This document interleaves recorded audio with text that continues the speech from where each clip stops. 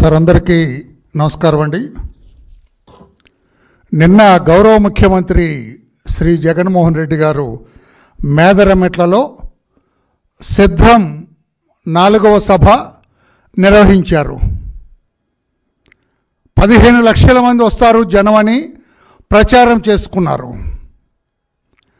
తీరా అక్కడికి వచ్చిన తర్వాత చూస్తే ఆ సభ అభాసు పాలైంది.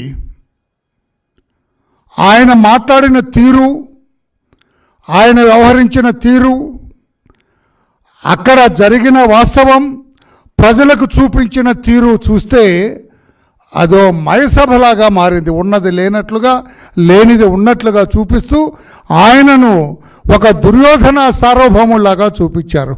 ఒక్కడే వచ్చాడు, మాట్లాడాడు, వెళ్ళిపోయారు.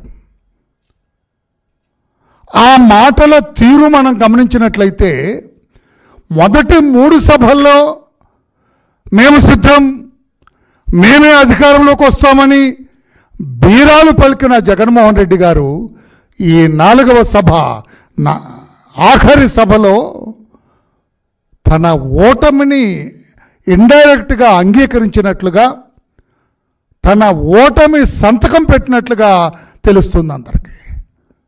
ఆయన మాటలో బేలతనం, ఆయన మాటలో కంగారు, ఆయన మాటలో చంద్రబాబు గారు ఏ రకంగా రేపు అధికారంలోకి రాబోతున్నారన్న ఆతృత సుస్పష్టంగా కనపడుతూ ఉన్నది.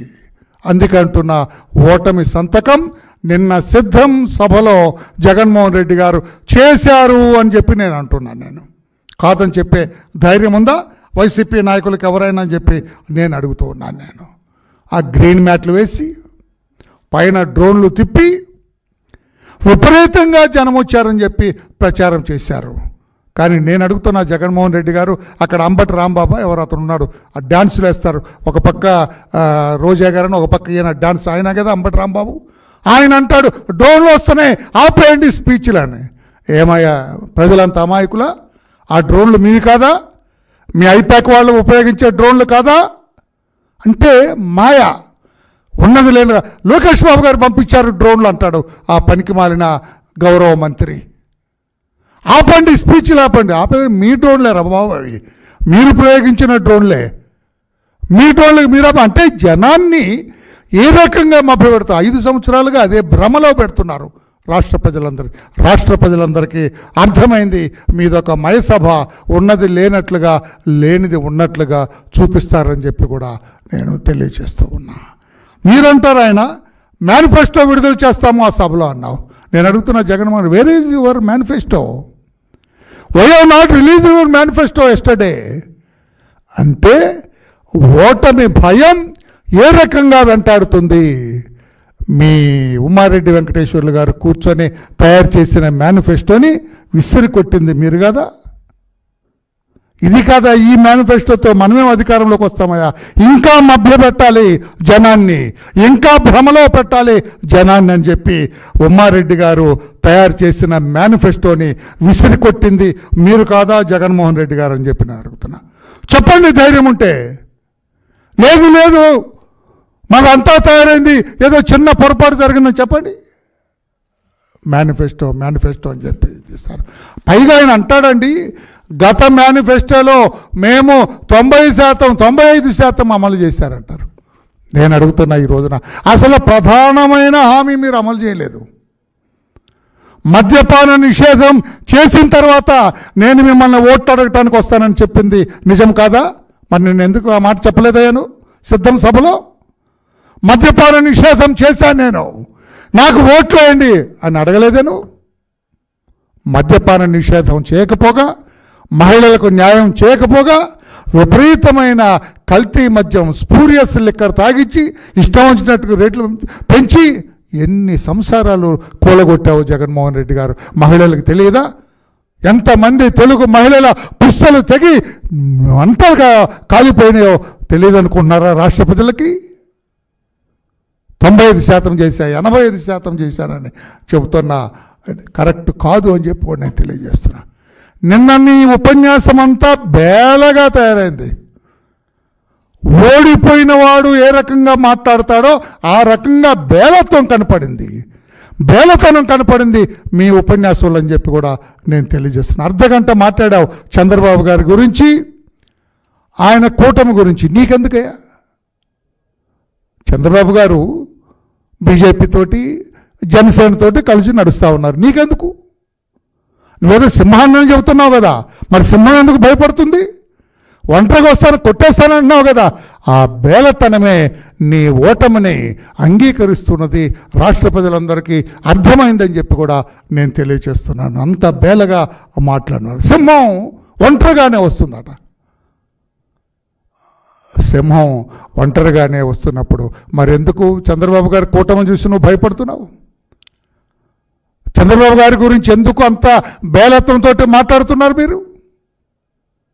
అందుకని ఎంత చలి చీమలకు చిక్కి పెద్ద కాలనాకు కూడా చచ్చిపోయిన వాస్తవాన్ని ఒక్కసారి గుర్తుపెట్టుకోండి అని చెప్పి కూడా తెలియజేస్తూ, రాష్ట్ర ప్రజల్లో అందరికీ అర్థమైన నేపథ్యంలో మీరు ఓడిపోతున్నారని సుస్పష్టంగా మీ చివరి సభలో మీరు చెప్పిన నేపథ్యం అర్థమైందని చెప్పి కూడా నేను తెలియజేస్తున్నా.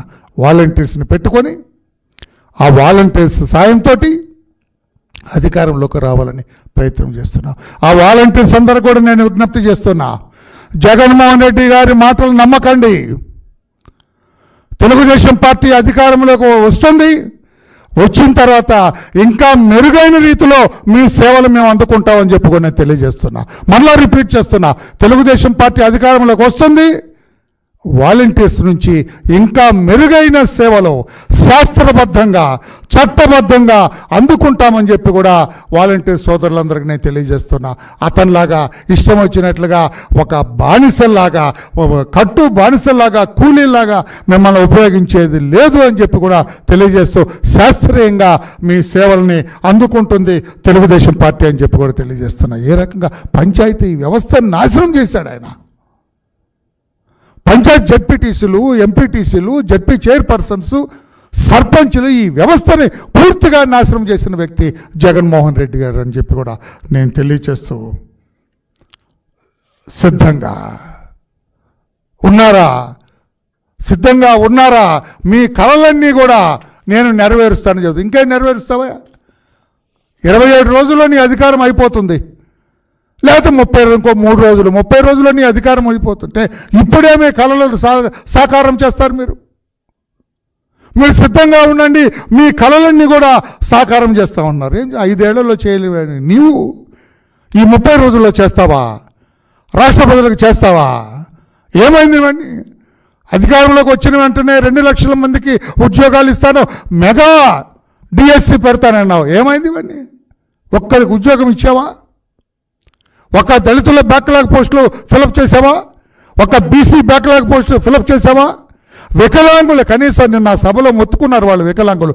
ఒక వికలాంగుడికైనా ఉద్యోగం ఇవ్వలేని వికలత్వంతో కూడుకున్న నీ ప్రభుత్వం అని చెప్పి కూడా తెలియచేస్తూ, ఇలాంటి మాయమాటలు చెప్పొద్దని చెప్పి కూడా నేను గౌరవ ముఖ్యమంత్రి గారికి తెలియచేస్తున్నా.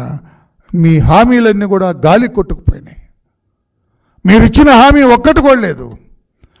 ఏటా నేను జాబ్ క్యాలెండర్ ఇస్తాను, ఇచ్చావా? ఎంతమంది బిడ్డలు ఈ రోజున ఉద్యోగాలు లేక, నిరుద్యోగాలు లేక ఇబ్బందులు పడుతున్నారో ఒక్కసారి ఆలోచన చేయమని చెప్పి కూడా జగన్మోహన్ రెడ్డి గారికి నేను తెలియజేస్తున్నా. మీరు ఇచ్చిన మేనిఫెస్టోలో ఇచ్చిన ఏ ఒక్క హామీని కూడా మీరు నెరవేర్చలేదని చెప్పి కూడా తెలియజేస్తూ, అతను అంటాడండి నిన్న సభలో, చంద్రబాబు గారు ఇచ్చిన ఏది కూడా ఆయన నెరవేర్చలేడు, తర్వాత నేను ఇచ్చిన ఇవన్నీ కూడా సంక్షేమ పథకాలన్నీ కూడా రద్దు చేస్తాడని చెప్పి ఒక అబద్ధం మాట్లాడుతున్నారు.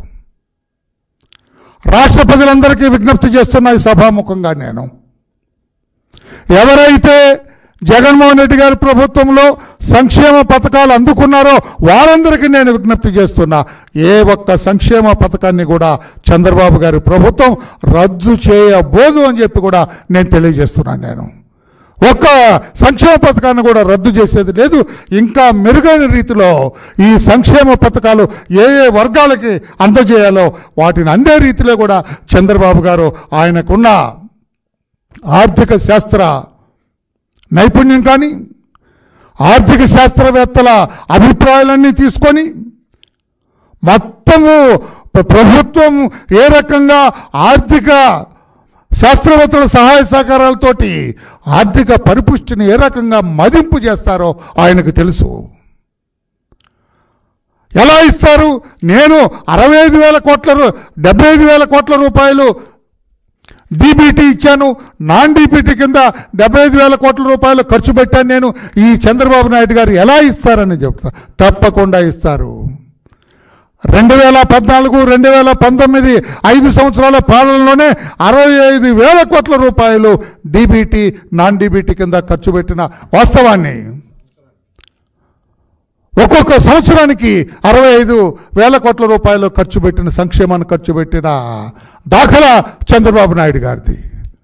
ఆయనకున్న అనుభవం, 14 సంవత్సరాలుగా ముఖ్యమంత్రిగా చేసిన అనుభవం, తప్పకుండా ఇవన్నిటిని కూడా ఇవ్వటానికి ఎక్కడి నుంచి తెస్తారంటారు? తెస్తారు. ఆయన సంపద సృష్టించటంలో దిట్ట చంద్రబాబు నాయుడు గారు. మీకు తెలియదు సంపద సృష్టి, ఆర్థిక శాస్త్రంలో మీకేమీ అనుభవం లేదు.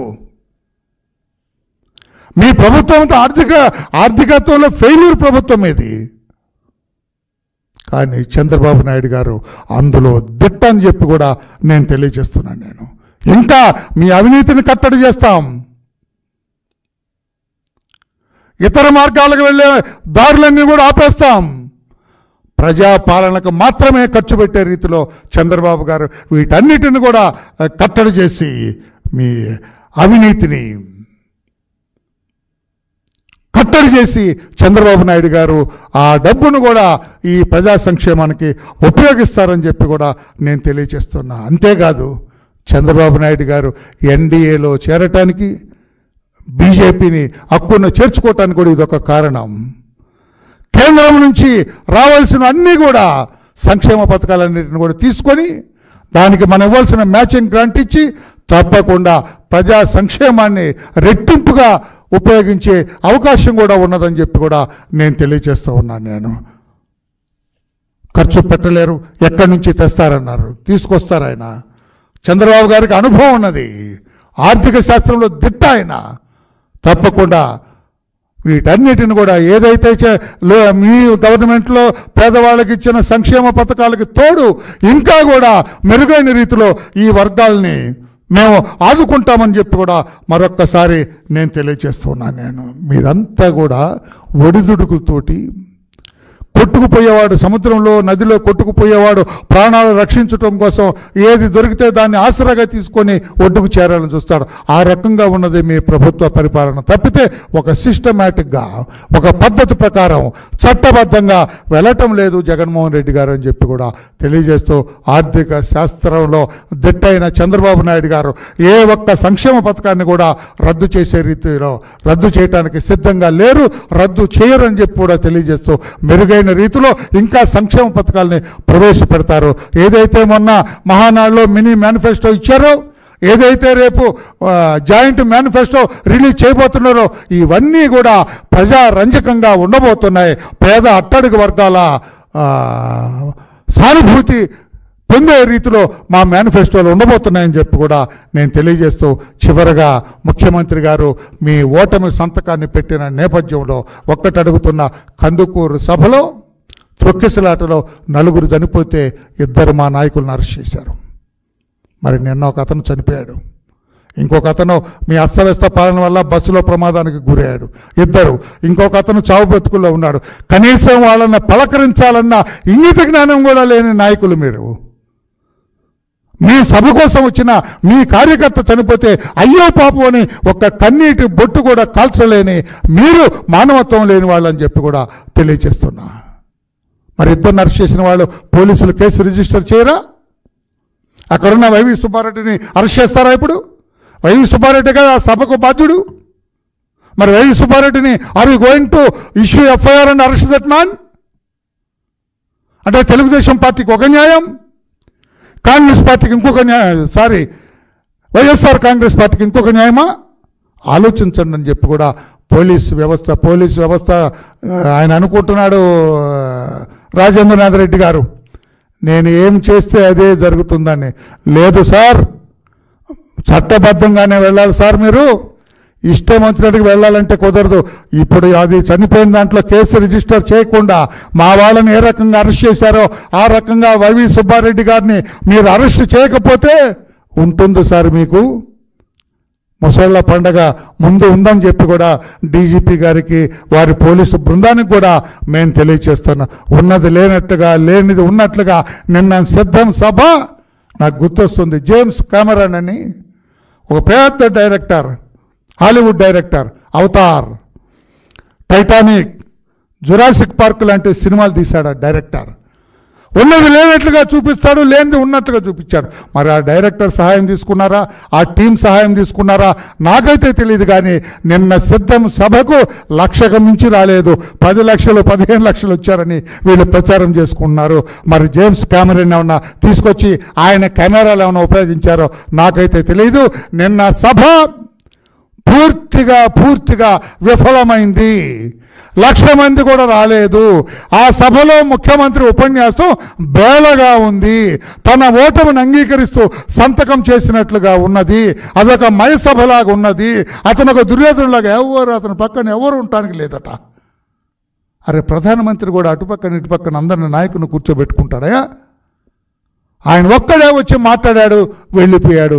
ఇది ఎక్కడ ప్రజాస్వామ్యం అని చెప్పి కూడా తెలియచేస్తూ నిన్నటి సభ ఘోరంగా విఫలమైన నేపథ్యంలో జగన్మోహన్ రెడ్డి గారి రాబోయే అడుగులు ఎలా ఉంటాయో కూడా రాష్ట్ర ప్రజలు గమనించాలని తెలియజేస్తూ రాష్ట్ర ప్రజలకు విజ్ఞప్తి చేస్తున్న తెలుగుదేశం పార్టీ తరఫున వాస్తవాలు గమనించండి. ఉన్నది లేనట్లుగా లేనిది ఉన్నట్లుగా జగన్మోహన్ రెడ్డి గారి వారి బృందాలు ఎలా చేస్తున్నాయో గమనించండి. వాళ్ళు ఏ రకంగా ఈ రోజున ఏమంటారు దాన్ని చూపిస్తారు, గ్రాఫిక్స్లో చూపిస్తూ ఉన్నారు. అక్కడ 1,00,000 గ్రీన్ మ్యాట్ వేస్తారు. గ్రీన్ మ్యాట్ అందుకే వేసారు. ముందు గ్రీన్ మ్యాట్ ఖాళీ గ్రౌండ్ చూపించారు తెలుసా, తర్వాత క్లోజ్ చేస్తారు. అంటే అదంతా జనం ఉన్నట్టుగా చూపించారు. జనం లేరండి, 1,00,000 మంది కూడా లేని జనం అని చెప్పి కూడా తెలియజేస్తున్నాం. Thank you everybody. Any question on this? Thank you.